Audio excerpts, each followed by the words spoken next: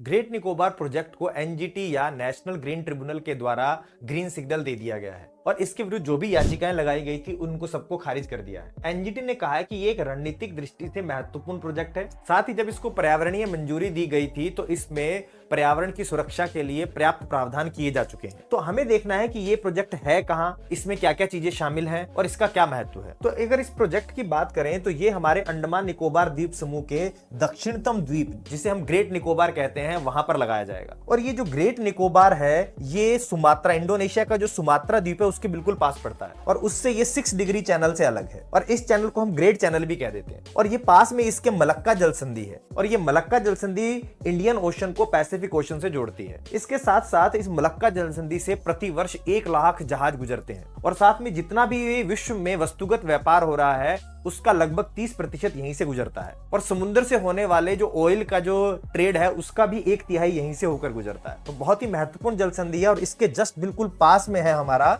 Great Nicobar द्वीप। और यहाँ पर हम लगा रहे हैं 4 चीजें। एक तो यहाँ पर हम ट्रांसशिपमेंट पोर्ट को स्थापित करेंगे, पोर्ट बनाएंगे और जो गहरे जल का बंदरगाह होगा जहां पर बड़े जहाज आकर खड़े हो सकेंगे। और होगा क्या कि जो हमारे बंदरगाह हैं, अन्य बंदरगाह छोटे छोटे, वहां से छोटे छोटे जहाज यहाँ आएंगे और अपने सामान को इन बड़े जहाजों पर लोड कर देंगे और वहां से जो सामान उतारा जाएगा उनको लेकर छोटे बंदरगाहों पर पहुंचेंगे। ये काम होगा ट्रांसशिपमेंट पोर्ट पर। इसके साथ ही यहां पर एक इंटरनेशनल एयरपोर्ट स्थापित किया जाएगा जो सिविलियन और मिलिट्री दोनों यूज के लिए होगा और पास में एक शहर भी बसाया जाएगा और इन सबको ऊर्जा देने के लिए यहां पर एक गैस और सोलर बेस्ड पावर प्लांट भी लगाया जाएगा। लेकिन अब अगर हम इसका महत्व देखें तो ये ट्रांसशिपमेंट पोर्ट जो है ये जो कार्गो यातायात है, कार्गो का जो ट्रांसपोर्ट हो रहा है उसके एक बड़े भाग को आकर्षित करेगा, क्योंकि वर्तमान में जो ये कार्गो का ट्रांसपोर्ट हो रहा है उसको ये पोर्ट हैंडल करते हैं। सिंगापुर हो गया, मलेशिया का क्लांग हो गया, कोलंबो हो गया, इन सब पोर्ट्स के जो कार्गो ट्रैफिक है उसका एक भाग ये अपनी ओर लाएगा, कम से कम 20 से 30% को।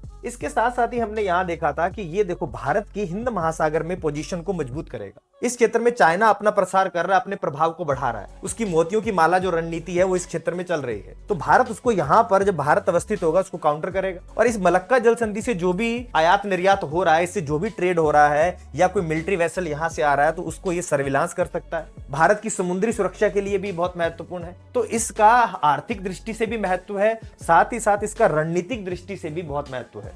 इसके साथ साथ यहां पर ये जो हम एयरपोर्ट स्थापित कर रहे हैं इससे टूरिज्म भी बढ़ेगा। तो इस तरह ये इस क्षेत्र को एक रीजनल डेवलपमेंट करेगा इस क्षेत्र का, साथ ही हमें एक सामरिक महत्व भी ये प्रदान करता है।